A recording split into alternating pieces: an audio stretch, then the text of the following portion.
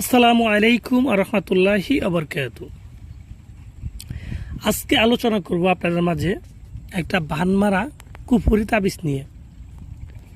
তো ভিউয়ার্স, আপনারা যারা তাবিজ কবুজের মাধ্যমে শত্রুকে দমন করতে চান, শত্রুকে শেষ করে দিতে চান, তাদের জন্য আমার এই ভিডিওটা অনেক কার্যকরী হবে।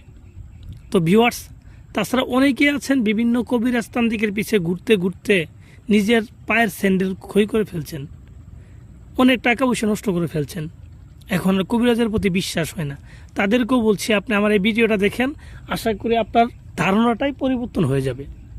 তো ভিউয়ার্স, যারা বিভিন্ন শত্রুর মাধ্যমে নিজেরা প্রতারিত হয়ে আসতেছেন, বিভিন্ন শত্রু আপনাকে অত্যাচারিত করতেছে, আপনি তাকে কিছু করার মতো ক্ষমতা আপনার নাই।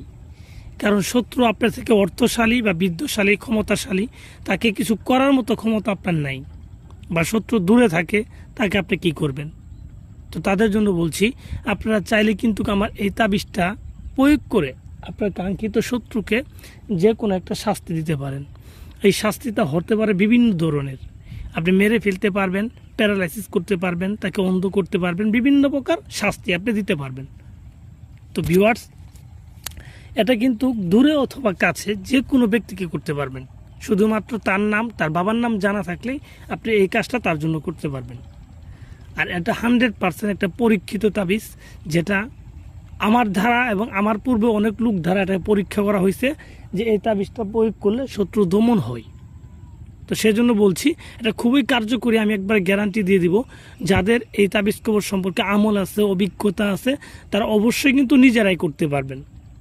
তো ভিউয়ার্স, যারা করতে চান কিভাবে করবেন এই সম্পর্কে কিন্তু আমি বিস্তারিত বলে দিব। কারণ কথা হচ্ছে, দুনিয়াতে কিন্তু তাবিজ কবজের অভাব নাই, কবিরাজের কিন্তু অভাব নাই, কিন্তু কাজ করা যাওয়ার মতো কোনো কবিরাজি পান না। তাহলে এগুলো তাবিজ কবজের কী দাম আছে আর কবিরাজের কী দাম আছে? তাই আপনাকে সঠিক তাবিজ কবজ করতে হবে যদি কাজের 100% রেজাল্ট পান। তো ভিউয়ার্স, আমি যে তাবিজটা দিচ্ছি আমি 100% আশাবাদী, এটা কাজ করলে 100% কাজ হবে, কারণ এটা পরীক্ষিত। আর এবং এটা কুফরি বিদ্যা। আর কুফরি বিদ্যা যে কাজ হয় এটা একটা পাগলও জানে। আর কুফরি বিদ্যা প্রয়োগ করে পৃথিবীর বুকে এমন কোনো মানব নাই যে তাকে ঘায়েল করা যাবে না, এরকম মানব জন্মই হয় নাই। তো যাই হোক ভিউয়ার্স, আমি কথা বাড়াবো না। কীভাবে তাবিজটা লিখবেন আমি আপনাদের বিস্তারিত বলে দিচ্ছি।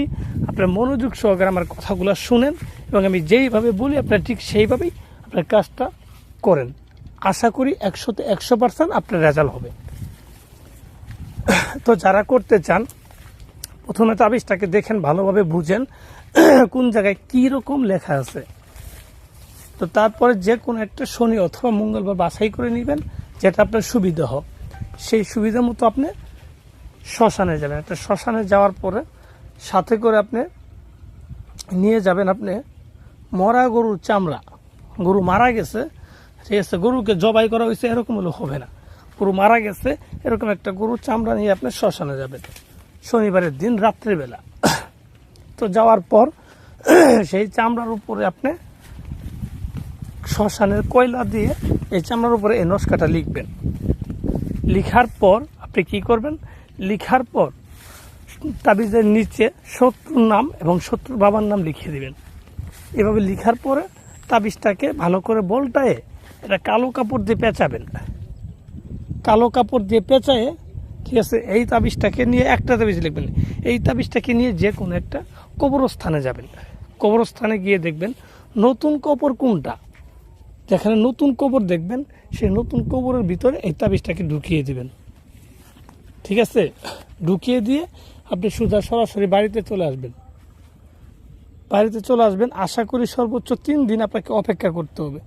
সর্বোচ্চ 3 দিন, এর মধ্যে আপনার কাঙ্ক্ষিত ফলাফল আপনি পেয়ে যাবেন। আর এটা পরীক্ষিত মিস হওয়ার মতো তাবিজ না আর কি, এটা কোনো ফাত্রামি করার তাবিজ না। ঠিক আছে, আপনি সিরিয়াস অবস্থায় এটা করতে পারবেন। অযথায় কারোর সাথে শত্রুমি করি অন্যায়ভাবে যদি এই তাবিজগুলো করেন, তাহলে দেখা যাবে নিজের উপরে এগুলা মনে করেন ইফেক্ট পড়বে, এতে আপনি নিজে ক্ষতিগ্রস্ত হবেন। তাই